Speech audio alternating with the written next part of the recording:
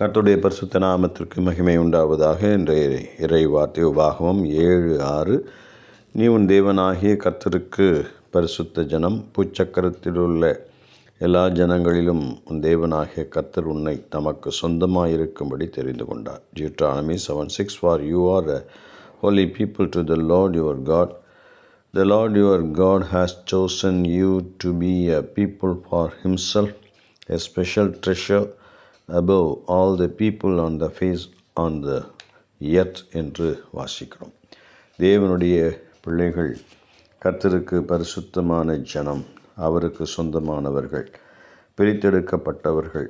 மற்றவர்களுக்கும் அவர்களுக்கும் உள்ள வேறுபாடே பரிசுத்த சந்ததி என்பதும் தேவனுக்கு உரியவர்கள் என்பதுமே.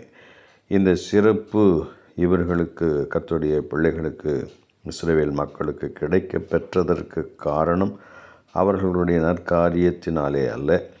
கர்த்தர் முற்பிதாக்கள் ஆபிரகாம், ஈசாக்கு, யாக்கோவோடு செய்து கொண்ட உடன்படிக்கையை மறவாதபடியினாலும் அவர்கள் மேல் அன்பு வைத்தபடியினாலும் இவைகளை ஆண்டவர் அவர்களுக்கு கொடுத்து பரிசுத்த ஜனமாக, அவருடைய சொத்தாக, உரிமையாக அவர் சொல்லுகிறதை வாசிக்கிறோம்.